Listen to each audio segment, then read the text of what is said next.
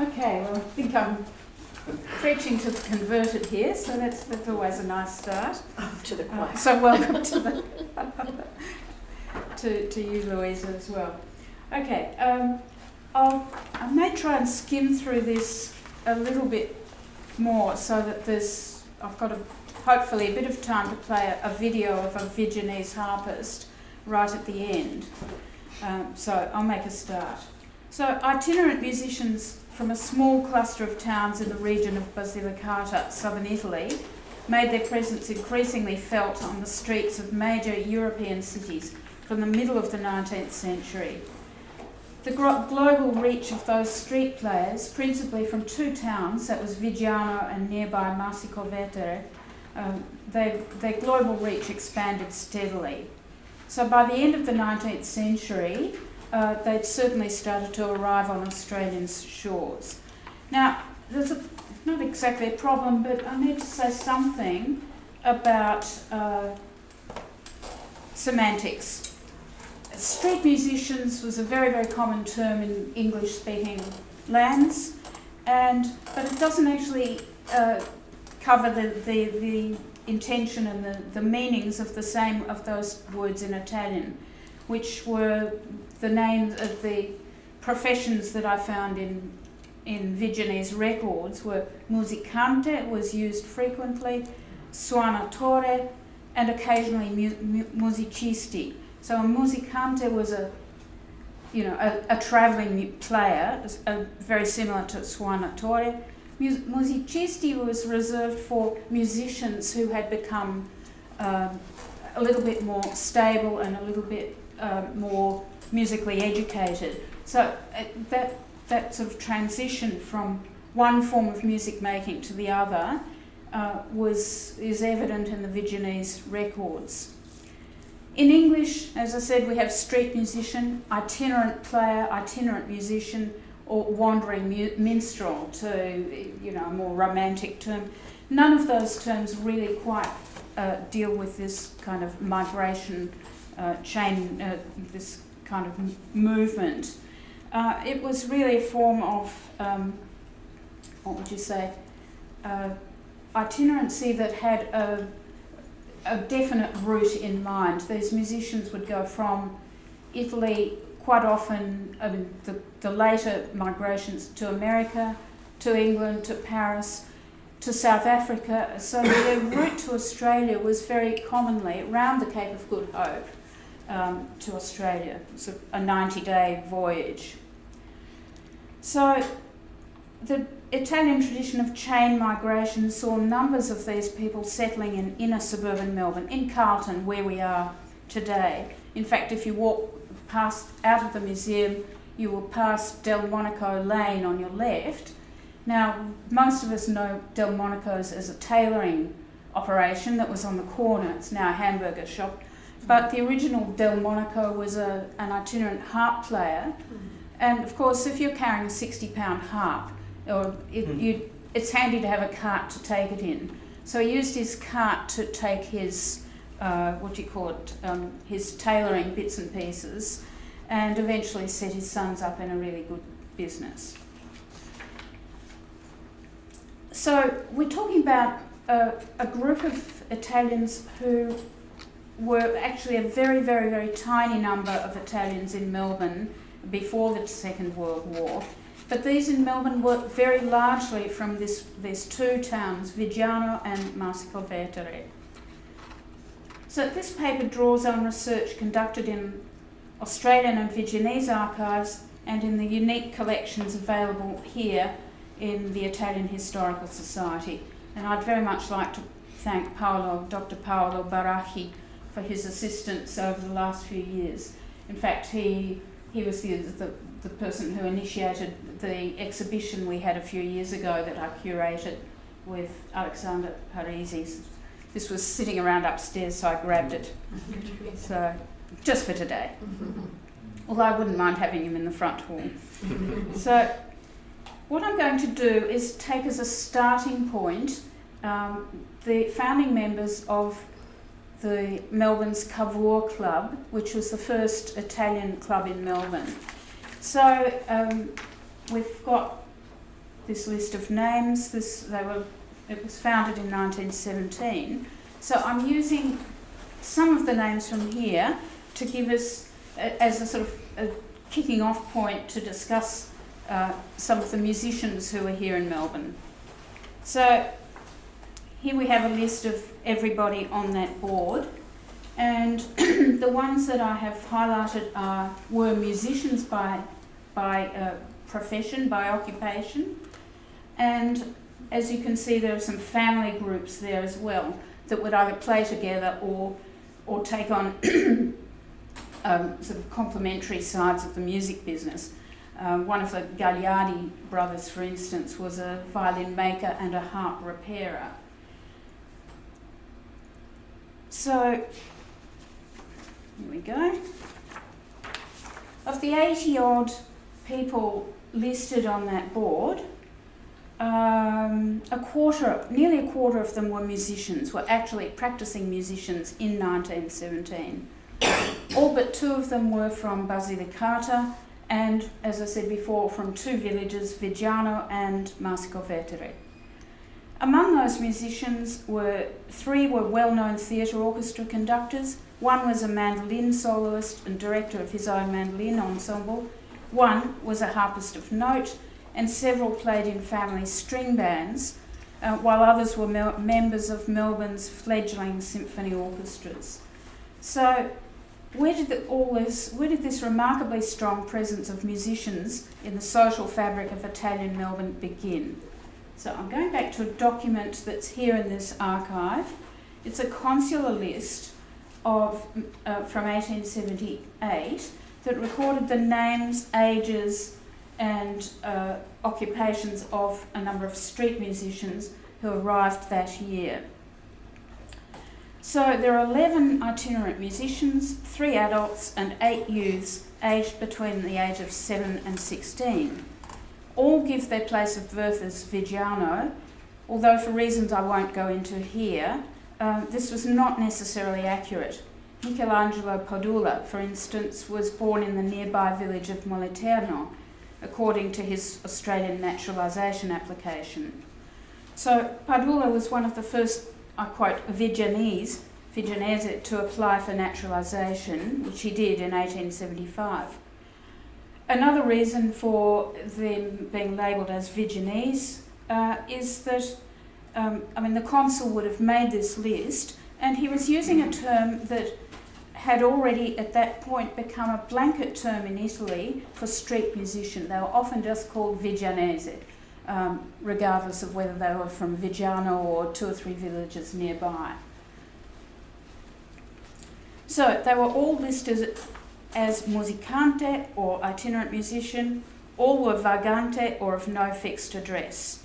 Yet all the adults and one of the 15-year-olds and a 16-year-old all owned land and or a house in patria or in the home country. So additionally, 4 of them had been issued with passports in Liverpool. The names of some of those itinerants also appear on the shipping manifest for the SS Great Britain in that year, which was actually the ship that my family came from a decade earlier, So in addition to the list that the consul recorded, there were another 5 names of children on that shipping manifest. So that's the sort of combination of the 2 lists there. So there were 3 adults, 13 children. Maybe after we talk about why so many children and so few adults. So the richness of detail in the consular document gives a fascinating insight into the movements of Viggianese musicians in the middle decades of the 19th century. And actually you can sort of cross-reference that with records from the Paris police archives as well. So clearly they made the voyage with the intention of returning to their villages in order to invest their earnings in land or property before re-embarking on another voyage. So many of the names in those lists appear over and over and over again in Australian records. So we're going to street music. This is an illustration from 1886, and I actually from Sydney, but this would have been a fairly typical manner of the mobile street musicians, of how they might travel around. Generally, these small, mobile groups would have been a harp, a couple of violins, possibly a flute. So their musical contributions were appreciated, at least as reported in the press, but equally regularly they appear in the police records as being moved on by the police and sometimes brought up before a magistrate for creating a public nuisance for obstructing the footpaths. So again, drawing on this honour board, I'm picking up the name of Boffa. Domenico Boffa was born in 1880 and died in 1975, born in New York, Viggianese parents. He was a greatly respected member of the Italian community here in Melbourne. He was a violinist who played with the Melbourne Symphony. He was also a teacher of Italian and a licensed real estate agent. So, looking at that name Boffa, no, we're not quite there yet. There's a little story about a 9-year-old called Frank Boffa, who arrived in Australia in 1884. Oddly, he was the only Italian on that ship as far as I can see. Didn't seem to be travelling with any other adults. But 3 years after he arrived, he was playing violin on the Melbourne street and caught the attention of the local police. Now, just an aside here, the Australian press had for years been full of stories from the United States about the exploitation and abuse of Italian children in the street music trade. So, carrying this concern into the Australian context, questions were subsequently raised in Parliament about the possibility of a similar exploitation in Australia. So, the questions were asked about these two little Italian boys, Frank Boffa and Frank Palermo, aged 11 and 13, who were, quote, missing from home and carrying violins. The person who put the ad wanted them to return to an address off Lonsdale Street in the city.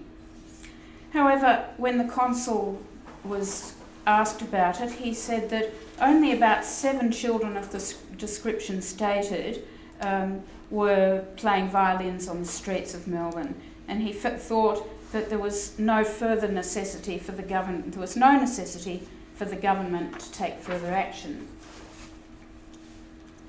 Picking up another name from that list, Antonio De Giglio was born in 1869. He was actually the treasurer of the Cavour Club, and we'll see why a little bit later on.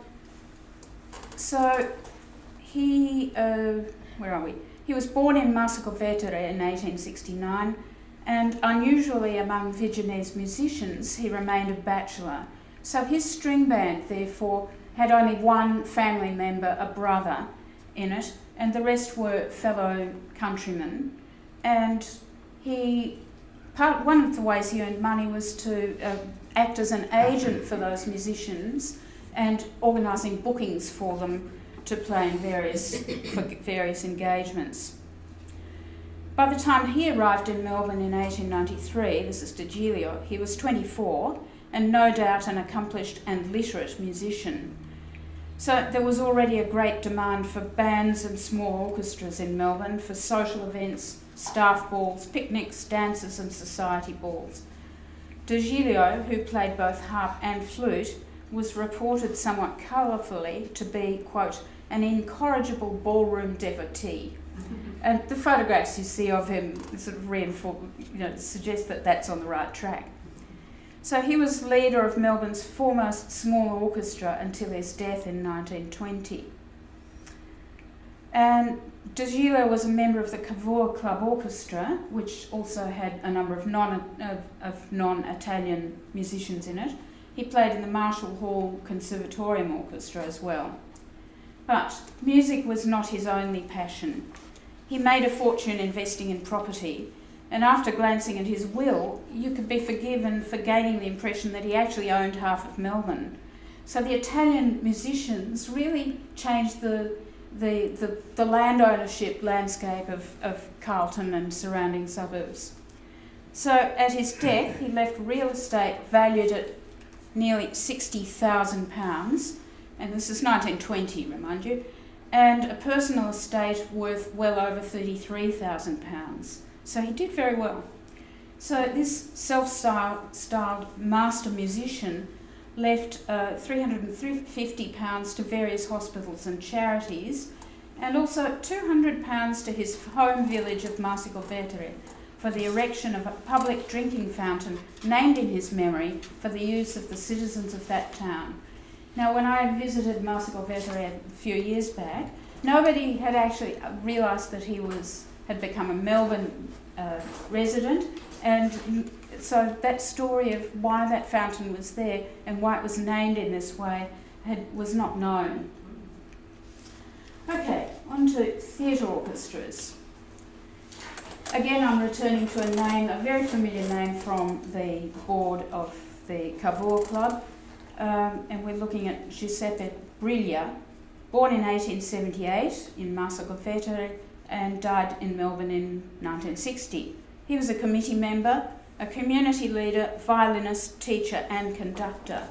Now it's interesting I think probably studied violin in Paris. There's no direct sort of evidence of that, but I won't go into the details.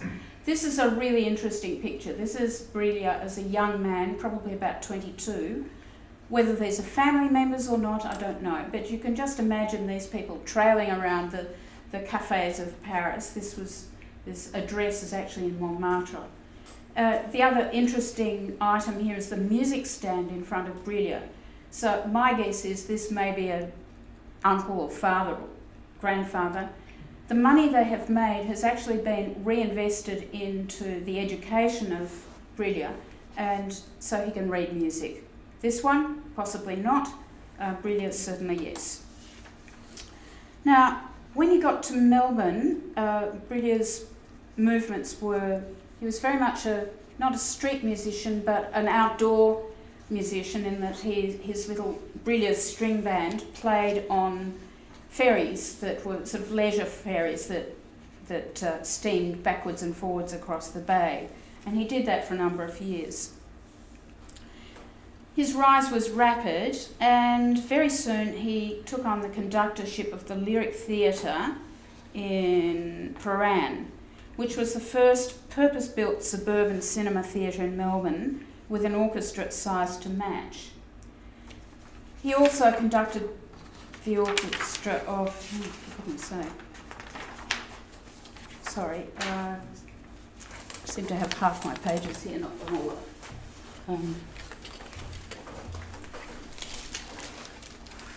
Anyway, if not, it'll be a shorter presentation. I'll carry on regardless. That's okay. So, as you can see here, with his violin and little notebook up and down the streets of Melbourne, he was a founding member of the Musicians' Union, and he also started an orchestra, or not started, but he was the assistant conductor of an orchestra called the Victorian Professional Orchestra that was, it was started in 1929 when musicians were starting to lose their jobs because sound cinema had come in, and there was far less need for an orchestra to accompany silent cinema.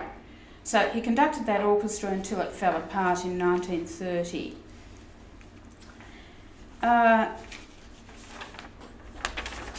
So he was ahead of his time. He ran a student orchestra which was advertised as, quote, a training class for advanced students desirous of obtaining orchestral experience before applying for admittance into the professional symphony orchestras.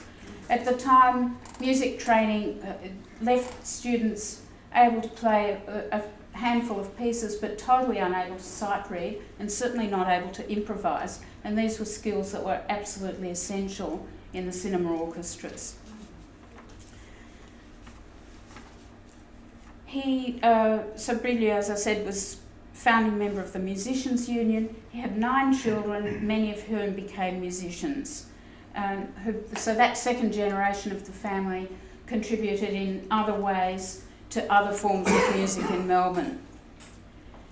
And Angelo Candela, whose name isn't on that board, but I've just put in the photographs here, was also from Viggiano, but very much involved in radio work and in an area that John Whiteoak's very familiar with, the sort of the Latin craze for music in Melbourne. So that's him with the violin, and again I think here it's Angelo Candela, and conducting the Tivoli Orchestra into the 50s. So the questions really are, why was this transition from the street to the stage so easily managed by so many?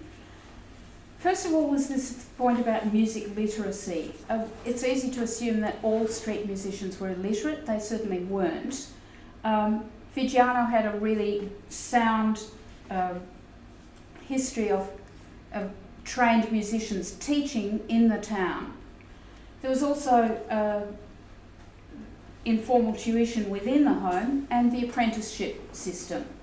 So these little boys would be taken for terms of 3, 5, 7 years, taken away from home at a young age with their fathers, with an uncle, with the next door neighbour, and learnt the trade on the go. They developed improvisation skills because on the street they would be asked for, can you play such and such, and really good memories. So they could pull up, popular tunes of the day and work as a small ensemble to harmonise those tunes. Musical pedigrees were maintained by frequent marriages between musician families. If I look at a map of who married who, it's an absolute tangled spider web. But it was so often, it was marriage within those families, more often than marriage in the same village, but with families who were not musicians. So they came to Melbourne at an opportune time when variety theatre was in full swing. It was a wealthy town with money to spend on theatres and orchestras, and of course cinema, silent cinema that came in around 1900. So it really provided an ideal opportunity for these people to settle, to earn a steady income rather than sort of being paid for on the job. So they brought to the theatres the skills that had been necessary on the streets, were also very, very useful in the theatres. So, and the other thing, of course, is money. They earned money. A lot of it was sent back to Viggiano and used to build pretty substantial houses. They did the same thing here, and everybody, well, not everybody, but many of those musicians invested in property, and they also invested in the education of the next generation. So that's really the end of my presentation. This is perhaps the last of the harp players of the Agri Valley in Viggiano. And do I have time to play 2 minutes of a video recording? Sure. Just tell me. Just 2 minutes. 2 minutes, yes. You wouldn't want to hear more than 2, I can assure you. No, on the contrary, I certainly do. Can I hear him?